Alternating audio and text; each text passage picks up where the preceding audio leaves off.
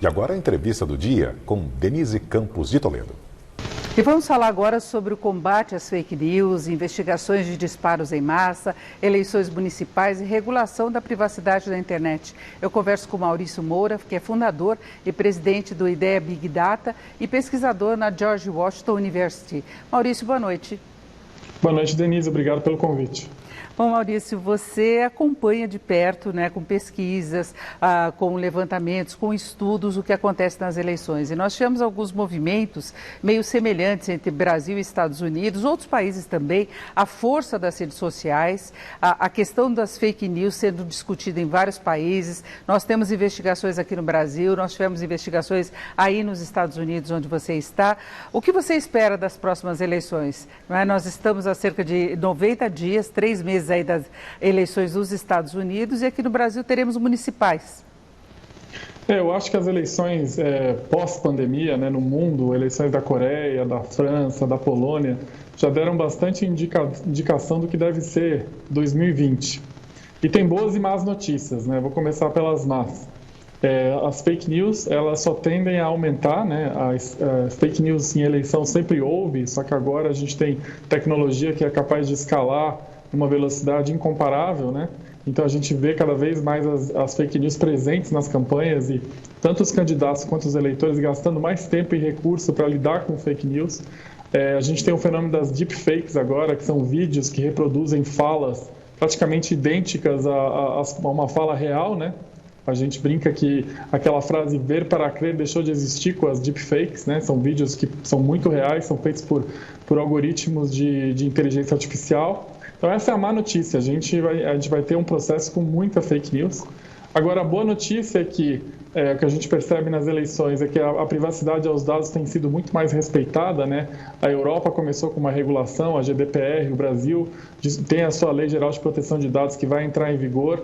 Os eleitores estão muito mais atentos a receber mensagens de desconhecidos, no seu celular, na sua caixa postal. E também, do lado da oferta, das plataformas, as plataformas estão muito pressionadas, Todas as plataformas são pressionadas a não disseminar conteúdo de ódio, conteúdo de fake news. E no caso das plataformas de conversa, os aplicativos de conversa, eles também estão muito pressionados a evitar que se possa fazer uso massivo desse tipo de envio, Então, assim, a gente tem as boas notícias, que as plataformas são muito mais antenadas e também o cidadão e o eleitor, mas a gente vai seguir convivendo com fake news, infelizmente. Aí, como é que fica a força dos candidatos na campanha com essas restrições que podem ser colocadas? Nós tivemos, por exemplo, restrições do envio de mensagens no WhatsApp, que teve uma força muito grande nas eleições aqui no Brasil, eleições presidenciais. Nós já tivemos o Twitter derrubando postagens do presidente Bolsonaro e também de Trump aí nos Estados Unidos. E tem o mundo todo querendo regular de alguma forma, colocar limites em cima dessas plataformas, Eu acho que são dois eventos distintos, Uma coisa é o limite no uso de robôs, que são perfis falsos e de envio massivo. Isso é uma coisa. E eu acho que os candidatos agora vão ter que fazer o que a gente testemunhou na Europa ano passado, que a Europa viveu já sob a regulação de privacidade dos dados. Eles vão ter que construir redes orgânicas, transparentes, onde eles pedem autorização para os cidadãos, para os eleitores, para o envio de conteúdo. Então, a relação vai ficar muito mais transparente, dá muito mais trabalho para os candidatos, dá muito mais trabalho, mas é mais transparente e honesto. Agora, do lado do envio massivo, do uso de robôs, eu acho que isso é um combate que as plataformas e o cidadão devem exigir, porque isso é muito ruim, isso é falso, isso é desonesto.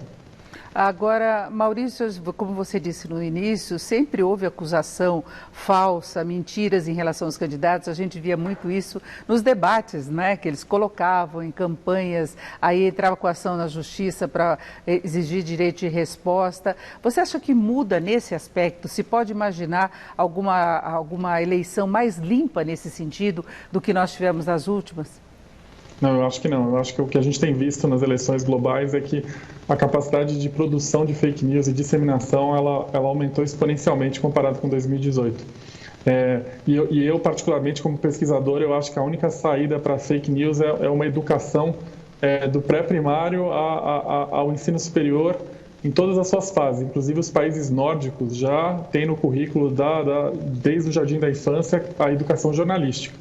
E o PISA, que é o Exame Mundial de Análise de Educação, vai em 2021 incorporar a educação jornalística, porque eu acho que essa luta contra a fake news passa pelo discernimento dos eleitores, dos cidadãos, entre separar o que é conteúdo falso e, muito importante, não disseminar. A gente fez uma pesquisa depois da eleição de 2018 e 15% dos respondentes disseram ter compartilhado fake news sabendo que era fake news somente porque aquela notícia ela confirmava alguma convicção própria. Então, assim, eu acho que essa é uma batalha que vai ser muito dura, porque a tecnologia avança muito rápido e a gente precisa educar as pessoas em todos os níveis. E as pessoas podem ter torcida também por determinados candidatos, então quando recebe uma notícia, mesmo sabendo que pode ser falsa, de outro candidato, do opositor, ela pode espalhar da mesma forma, não é? Sim, total. Isso tecnicamente chama viés de autoafirmação, né? Ela sabe que aquilo lá tem potencial de ser falso, só que ela corrobora uma convicção, né? E até faz isso muito por impulso também, né? As pessoas acabam compartilhando isso muito por impulso. Mas o fato é que a fake news circula e o fato é que os candidatos vão gastar tempo com isso, reagindo, respondendo. E pior, né? Os eleitores, em vez de ficarem focados nas propostas, no debate das soluções, vão receber muito material falso. Agora, você acha que é válido se definir uma legislação específica, como o Brasil está tentando fazer agora, de combate direto às fake news, porque tem muita discussão quanto à liberdade de expressão? Eu acho que é um debate muito delicado, feito de uma forma muito atabalhoada, né?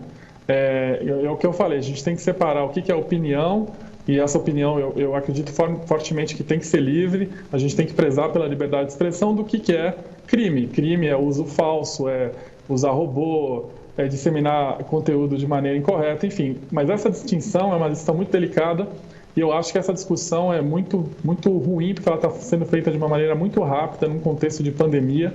E o que me preocupa é que o resultado disso pode ser muito ruim para o cidadão, né? Porque pode entrar no que você mencionou, a liberdade de expressão. E eu acho que isso tem que ser pétreo, né?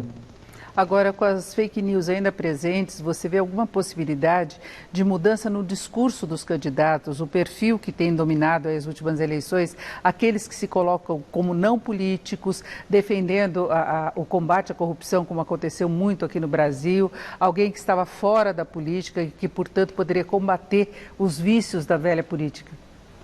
Eu acho que no Brasil aconteceu o que tem acontecido globalmente com essa narrativa de fora da política, ou entre aspas, eu sou diferente de tudo que está aí.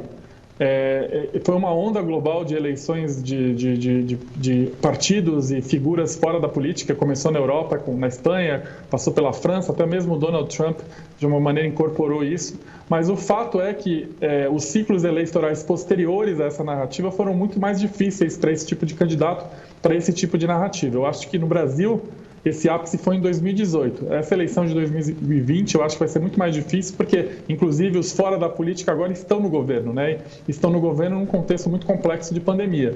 Eu acho que essa eleição municipal de 2020 no Brasil vai ser sobre os temas locais e principalmente sobre como a pandemia afetou os temas locais, o que os prefeitos e prefeitas fizeram e não fizeram. Eu acho que essa narrativa ela não vai ter a mesma ressonância que teve em 2018. Agora, como é que você explica o fato de Trump ter perdido aquele terreno que parecia garantido poucos meses atrás, a pandemia, as manifestações que ocorreram aí nos Estados Unidos? Isso demonstra um eleitor mais seletivo, mais cuidadoso com as informações que ele recebe? Não necessariamente. A gente tem pesquisado muito isso. Infelizmente, a gente não chegou nessa conclusão ainda. Eu acho que o cenário aqui nos Estados Unidos é muito complexo. Primeiro porque a pandemia ela tem se espalhado pelo país em diferentes estágios, de diferentes maneiras. Ainda não tem uma solução muito clara. A questão econômica também é uma questão que tem batido muito forte no eleitor aqui. Então, o Trump ele vive um momento ruim, né? Ele perdeu pontos na avaliação dele. A avaliação dele sempre foi uma avaliação constante, na casa de 40 pontos percentuais. Ele perdeu, mas, por outro lado, ele ainda tem uma base muito forte. Lembrando que os Estados Unidos a eleição é no colégio eleitoral, né? São 50 eleições estaduais e quem vence o estado leva todos os eleitores do colégio eleitoral. Então, a campanha do Trump está focando em 10, 12 estados, mas a gente não vê esse efeito ainda de discernimento dos eleitores em relação a fake news. Não, eu imaginava em relação ao teor mesmo da campanha, do que é importante de fato, por exemplo, avaliando com muito mais cuidado a posição que o presidente teve em relação à pandemia, em relação às manifestações. Sim, principalmente a gente tem o Trump ele perdeu, e aí respondendo a tua pergunta, ele perdeu um segmento eleitoral dele que era as mulheres brancas sem ensino superior, né? A gente sabe, né, por vários estudos que as mulheres têm tido um peso muito desigual na pandemia, né, em termos de função doméstica, trabalho, em termos de desigualdade de gênero, e o Trump perdeu eleitores nesse segmento. Então a gente acha que a resposta dele para esse grupo não foi uma resposta à altura, e eu acho que ele demorou muito para aceitar a pandemia, e isso bateu diretamente nesse micro segmento de eleitoras dele, né? Agora, uma condição colocada pela pandemia, no caso de São Paulo, do Brasil, como é que você vê o surgimento de novos candidatos, de vereadores, porque você tinha muito corpo a corpo, né, a proximidade direta com os eleitores. Agora vai depender muito mais de rede social? A eleição municipal é uma eleição com características locais, né? Os candidatos ficam muito próximos dos eleitores, né? Tem um corpo a corpo muito grande. Mas com a pandemia isso se diluiu, né? Praticamente se dissipou. A gente viu isso principalmente na eleição municipal na França, que é recente, né? Foi uma eleição que praticamente não teve rua. Os candidatos basicamente fizeram a campanha nos debates, nas lives e nas redes sociais. E isso, obviamente, prejudica os novos entrantes, prejudica novos candidatos ou novas candidatas. Eu vejo isso como uma grande vantagem para quem está no poder, né? Tanto nas câmaras de vereadores quanto nas prefeituras. Mas a França teve uma onda verde que não era muito prevista. Mas por outro lado, gente do Partido Verde que já constava nas listas do Partido Verde em outras eleições. A gente não teve uma novidade, não teve, por exemplo, o surgimento de um Weimar, que quando era um movimento que surgiu do nada e fez o presidente. Isso não aconteceu. Foram basicamente os mesmos, só que mudou a cadeira, mas os personagens eram os mesmos, né?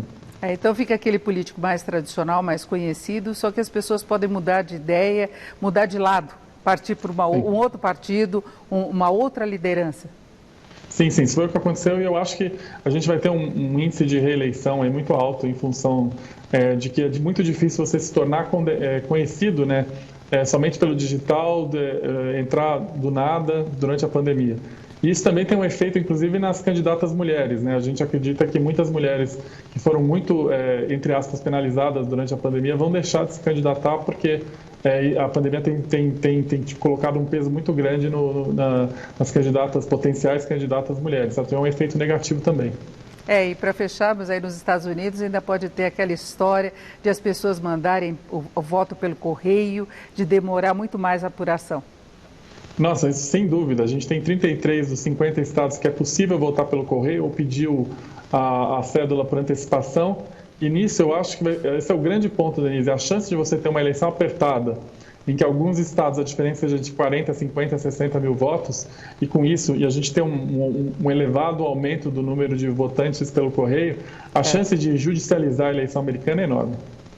É isso, eu conversei aqui com Maurício Moura, que é fundador e presidente da Ideia Big Data, empresa de pesquisas e estratégia digital, e pesquisador na George Washington University na área de políticas públicas. Maurício, muito obrigada, uma boa noite. Obrigado, boa noite, Denise, um abraço. Com vocês.